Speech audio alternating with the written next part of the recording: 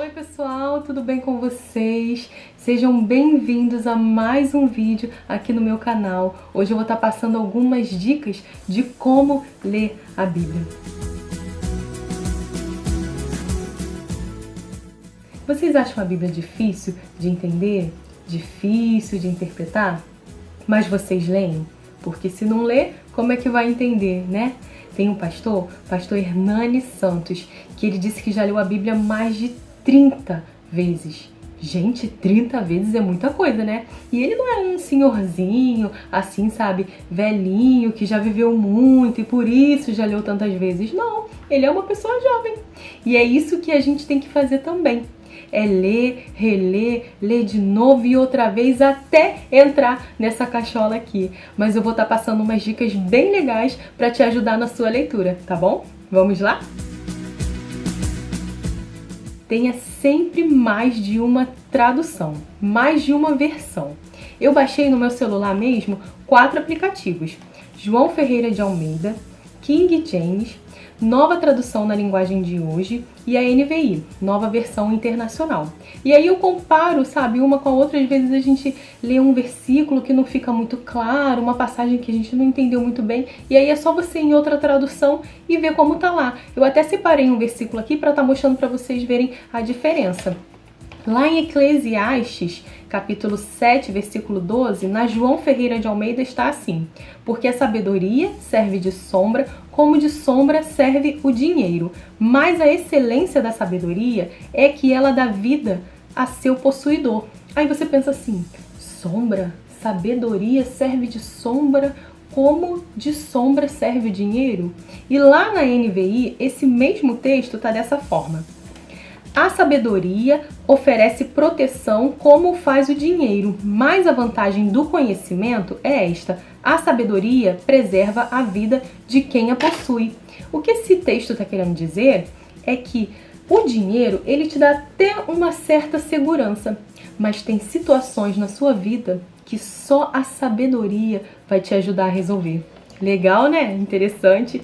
Então, não muda o significado, não sai do contexto, é o mesmo texto, só muda as palavras para que fique mais claro da gente entender. Então, a primeira dica que eu te dou é que você tenha sempre mais de uma versão.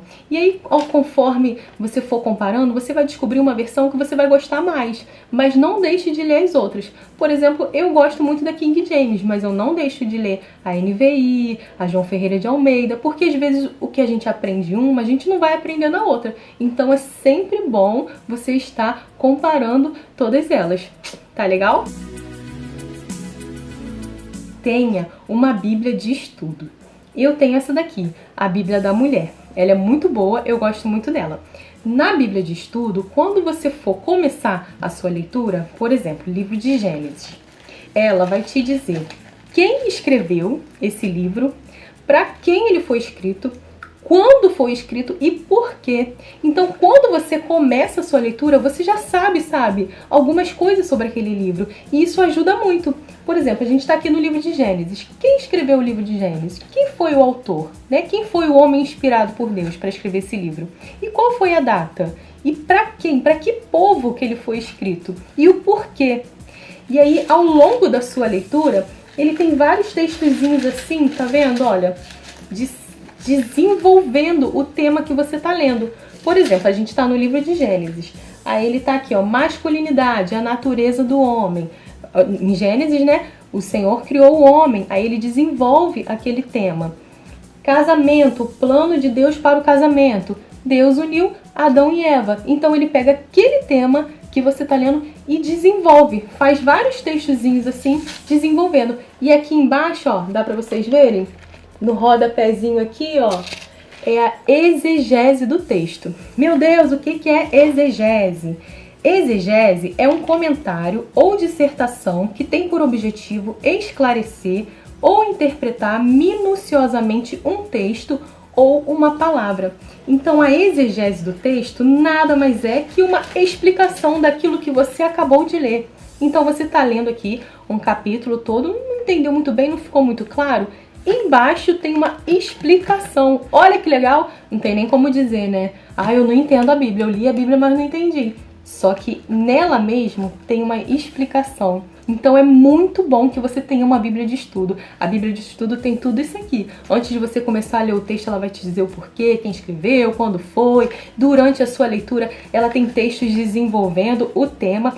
E embaixo tem a exegese do texto, que são textos dissertativos e explicativos sobre aquilo que você acabou de ler. E no finalzinho dela tem os mapas, olha, para você saber como que era no Antigo Testamento, no Novo Testamento, as viagens do apóstolo Paulo, como que foi dividida as 12 tribos. É muito legal, muito interessante. Eu também tenho uma Bíblia aqui que eu quero mostrar para vocês, que é de perguntas e respostas. Eu falo que essa Bíblia é maravilhosa. Eu falo, gente, ela mesmo se pergunta e ela mesmo responde. Que legal, né? Tem até uma passagem aqui no livro de Jó que ela faz uma pergunta assim. Ela vem escrito a pergunta e ela vem escrito assim, ó, problema. Problema, e embaixo vem escrito o quê? Solução. Então ela dá a pergunta e a solução. E ela faz uma pergunta assim: por que, né, que diz que o Satanás se apresentou no trono de Deus para pedir para tocar na vida de Jó, né, para acusar Jó, se a Bíblia diz que ele foi expulso do céu? Será que está em contradição? Ele foi expulso do céu. Aí depois ela diz que ele se apresentou no trono de Deus. E aí nela mesma embaixo já vem a resposta, te dando referências bíblicas, falando, não, ele se apresentou porque é isso que ele faz com os santos do Senhor. Ele é o acusador. Ele se apresenta no trono de Deus para nos acusar. Mas nós temos um advogado, que é o Senhor Jesus. Então, essas são as Bíblias de estudo, que é muito importante que você tenha, porque vai te ajudar muito, vai clarear muito a sua mente. Não tem nem como dizer que a gente não entende a Bíblia, né? Porque são tantas explicações, tanto material que Deus disponibiliza pra gente. E se vocês, por acaso, passar por uma palavra que vocês não entenderam, não deixa pra lá não, sabe? Ah, por exemplo, eu vi na Bíblia escrito concupiscência, que a gente vê muito. Ah, o que é concupiscência? Eu não sei o que é isso não. Pula, deixa pra outra coisa. Vamos ler outro texto. Não, não pula não. Procura saber o que é. Olha que eu tenho aqui. Dicionário bíblico. Ai, Silvana, mas eu não tenho tudo isso. Não tem problema. Vai no Google, coloca lá o significado da palavra e busque o conhecimento. O mais importante é que você não deixe pra lá, que você queira aprender. Tá legal? A terceira dica é que você procure saber o significado das palavras na Bíblia. Por exemplo, a palavra vinho. Quando a Bíblia foi traduzida, tanto no Antigo Testamento quanto no Novo Testamento, ficou tudo como vinho. Não foi mudado, sabe? Vinho fermentado e vinho não fermentado. O suco puro da uva. Ficou tudo vinho no Antigo Testamento e no Novo Testamento. E a gente pode achar assim, ué, será que a Bíblia cai em contradição? Porque tem horas que ela fala que o vinho é escarnecedor. E tem horas que ela fala que deve beber vinho, que pode beber vinho. Olha os textos que eu separei para você dar uma olhada. Em Provérbios 20, no versículo 1, diz assim: o vinho é escarnecedor e a bebida forte alvoroçadora. E todo aquele que neles errar nunca será sábio.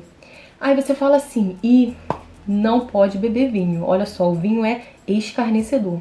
Mas aí, lá em Eclesiastes 9:7 diz assim: vai, pois, come com alegria o teu pão e bebe com bom coração o teu vinho, pois já Deus se agrada das tuas obras. Opa, o vinho é escarnecedor?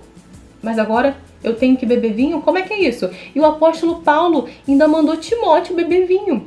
Lá em 1 Timóteo 5:23. Ele disse assim: por causa do teu estômago e das tuas frequentes enfermidades, não beba somente água, mas também um pouco de vinho. Ué, peraí. Pode beber vinho ou não pode beber vinho? Que negócio é esse? A Bíblia cai em contradição? Nunca. A Bíblia não cai em contradição. Existe uma diferença. O suco puro da uva e o vinho fermentado. Então essa é a terceira dica que eu dou para vocês, que vocês busquem o significado das palavras na Bíblia. Vamos lá? A quarta dica, gente, deixei por último, porque para mim é a mais importante. Se vocês fizerem tudo isso que eu disse para vocês até agora, vocês vão ter várias traduções, vão ter uma Bíblia de estudo, vão saber o significado das palavras na Bíblia, vão ser teólogos, estudiosos, vão ser conhecedores da palavra de Deus, mas não vão ter a revelação do Espírito Santo. E isso é o que é mais importante. Não tem aquele ditado que diz assim, né? Que a Bíblia é o único livro que você lê com o autor do lado. A Bíblia é uma palavra viva.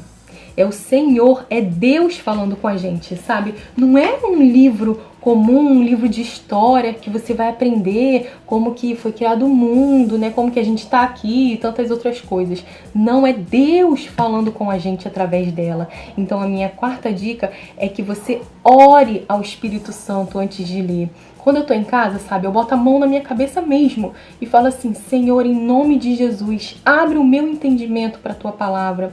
Eu falo: Espírito Santo de Deus, me revela, Senhor, o que o Senhor deseja falar comigo, o que está no teu coração. Não o que eu quero ouvir, mas o que o Senhor tem a me dizer. E aí eu abro a Bíblia e deixo o Senhor me guiar. Às vezes quando eu tô na rua, né, eu não vou botar a mão assim na minha cabeça, mas eu fecho o olho rapidinho e falo assim: Senhor, fala comigo, em nome de Jesus, a tua serva te ouve, eis-me aqui, Senhor. E aí eu começo a ler.